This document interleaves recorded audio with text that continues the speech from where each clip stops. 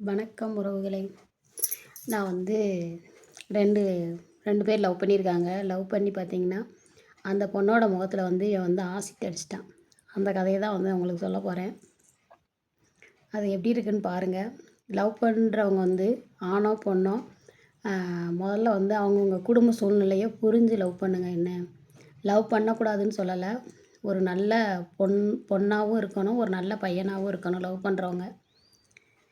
நம்ம கல்யாணம் முடிச்சுட்டு ஒரு நாளோட அந்த கதை வந்து முடிய போகிறதில்ல. வாழ்நாள் வருஷக்கணக்கா தொடர்றது. அதனால பார்த்தீங்கன்னா, யார் நல்லவங்க, யார் கெட்டவங்க அப்படின்னு பார்த்து லவ் பண்ணுங்க. வசதி அது கூட 2ஆம் பட்சம் தான். ஆனா நமக்கு வந்து ஏத்த பொண்ணா, நமக்கு வந்து ஏத்த பையனா அப்படின்னு முதல்ல பாருங்க. ஏன்னா ஸ்கூல் லைஃப்லேருந்து படித்து லவ் பண்ணியிருக்காங்க. லவ் பண்ணி அந்த பொண்ணு வந்து அடுத்தடுத்து படிச்சிருக்கு. இந்த பையன் வந்து படிக்கல. 10த்தோட நிப்பாட்டிட்டு வேலைக்கு போயிருக்கான். வேலைக்கு போன இடத்துல நெறைய சிகரெட் பிடிக்கிறது, தண்ணி அடிக்கிறது, பிறகு நெறைய கெட்ட பழக்கங்கள்லாம் பழகியிருக்கான். ஆனாலும் இந்த பிள்ளை வந்து அவன லவ் பண்ணி நம்ம அவன தான் கல்யாணம் பண்ணிக்கிறணும். கல்யாணம் பண்ணிட்டு எப்படியாச்சும் திருத்திரலாம் அப்படின்னு சொல்லிட்டு அவன கல்யாணமும் பண்ணியிருக்கு. கல்யாணம் பண்ணிட்டு பார்த்தீங்கன்னா, அ குடிக்கிறது வந்து அதிகமாயிருச்சு. குடிச்சிட்டு வந்து அவங்க அப்பா, அம்மாவுமே இந்த பிள்ளைய டார்ச்சர் பண்ணியிருக்காங்க. போய் உங்க வீட்ல போய் டவுரி வாங்கிட்டு வா. இந்த பிள்ளை வந்து கிறிஸ்டின்.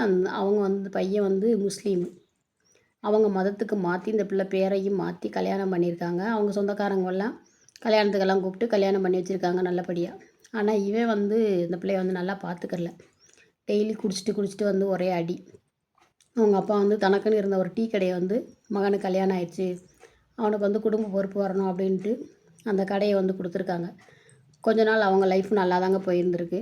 போயிருக்கும்போது பார்த்தீங்கன்னா, அவங்க கன்சீவ் ஆயிட்டாங்க. கன்சீவ் ஆனதப்ப அவங்க வந்து ரொம்ப ஹெல்த் இஷ்யூவாவும் இருந்திருக்கு.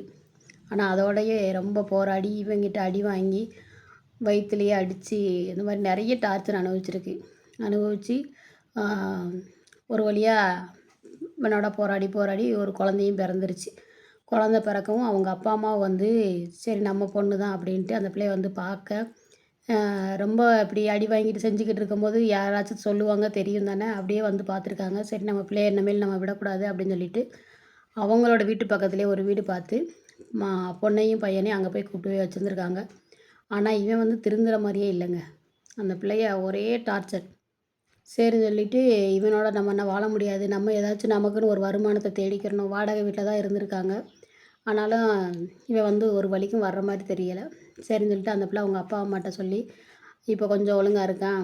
ஏதாச்சும் ஒரு வேலை வாங்கி குடுங்கப்பா" அப்படின்னு சொல்லி அவங்க அப்பாட்ட கேட்கவும், அவங்க அப்பா ஒரு வண்டி அவராவே சொந்தமாவே ரெடி பண்ணி ஒரு தள்ளு வண்டி குடுத்துருக்காரு. அந்த தள்ளு வண்டியிலேயும் ஒரு டீ கடை வச்சிருந்திருக்கான். டீ கடை வச்சாலும் பார்த்தீங்கன்னா, கொஞ்ச நாள் ஒரு வாரத்துல 2 நாள் கடை போட, பிறகு பார்த்தீங்கன்னா குடிச்சிட்டு, அ ரொம்ப அந்த பிள்ளைய டார்ச்சர் பண்ணவும், அந்த பிள்ளை வந்து இனிமேல் நம்ம இவன் கூட இருக்கக்கூடாது. நம்ம வந்து ஒரு வேலைக்கு போயிறணும். இவன் காச வந்து நம்ம எதிர்பார்த்துட்டே இருக்கக்கூடாது அப்படின்ட்டு பிள்ளைய கொண்டு போய் அவங்க அப்பா, அம்மாட்ட கொண்டு போய் விட்டுட்டு, அந்த பிள்ளை வந்து வேலைக்கு போக ஆரம்பிச்சிருக்கு. வேலைக்கு போகவும் இவனோட வேலை வந்து அந்த பிள்ளைய ஆஃபீஸ் கூட்டு போறது, கூப்பிட்டு வர்றது அந்த மாரியே வச்சிருந்திருக்கான்.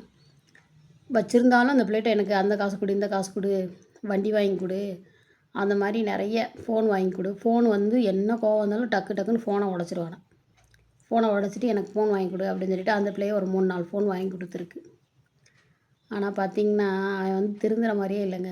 ஒரு கட்டத்தில அவன் வேண்டான்ட்டு அவங்க அப்பா, அம்மா வீட்டுக்கு வந்துருச்சு. டைவர்ஸ்க்கும் அப்ளை பண்ணிருச்சு. இவன் கூட இனிமேல் வாழ முடியாது அப்டின்ட்டு. அப்ப இவன் என்ன பண்ணியிருக்கான், அவங்க அப்பா, அம்மா வீட்ல இல்லாத நேரமா பார்த்து, அந்த பிள்ளை வந்து ஏதோ ஒரு பொருள் வாங்க கடைக்கு போயிருக்கு. கடைக்கு போம்போது பார்த்துருக்கு. இவன் எதுக்கு இங்க வந்திருக்கான் அப்படின்னு சொல்லிட்டு, "இங்க எதுக்கு வந்திருக்க? போ உன் வீட்ட பார்த்து போ" அப்படின்னு சொல்லி சத்தம் போட்டு தாங்க வந்திருக்கு. வந்த பிள்ளை இவன் வீட்டுக்கு இந்த பிள்ளை வீட்டுக்கு வருமுன்னா, அவன் வீட்டுக்கு வந்துட்டான் வண்டியில. அவனோட வண்டியில வந்து நின்டு வந்திருக்கான். அப்பயும் இந்த பிள்ளை வந்து, "இங்க எதுக்கு என் வீட்டு முன்னாடி எதுக்கு வந்து நிக்கிற? நீ போ" அப்படின்னு சொல்லி சத்தம் போட்டிருக்கு. சத்தம் போட்டுட்டு இப்படி திரும்புமுன்ன ஆசிட் எடுத்து ஊத்திட்டானாங்க. ஐயோ! அந்த பிள்ளை சொல்லும்போது பார்த்தீங்கன்னா, அப்படி ஒரு மனசு கஷ்டமா இருந்தது. அப்படியே மூஞ்சியில இந்த இந்த அப்படியே சுடிதார் போட்டிருக்காங்க. அந்த அப்படியே உடம்பு அந்த சுடிதாருக்குள்ள போய் ஊத்தியிருக்கான். ஊத்தி அவங்க இன்னர் வேர்லாம் பார்த்தீங்கன்னா, அப்படியே மெல்ட் ஆகி அப்படியே உடம்போட ஒட்டிருச்சாங்க. அவங்களுக்கு பார்த்தீங்கன்னா, அந்த 2 கண்ணுமே வந்து பாதிச்சிருச்சு.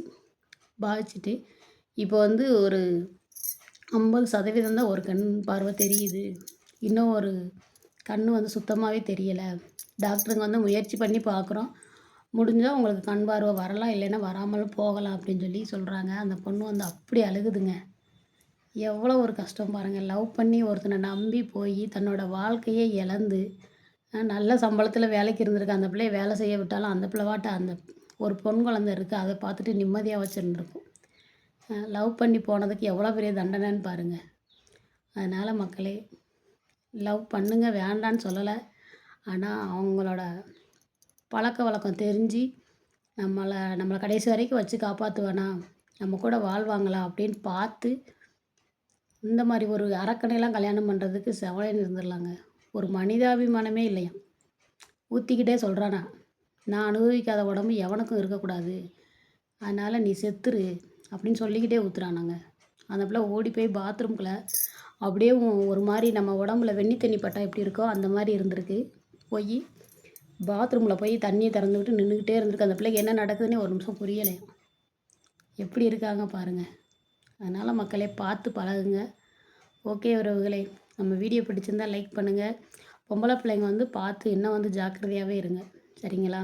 யாரையும் அவ்வளோ ஈஸியாக நம்பிடாதீங்க. உங்கள் வாழ்க்கையை கொண்டு இழந்துடாதீங்க. Okay bye. லைக் போடுங்க மக்களே.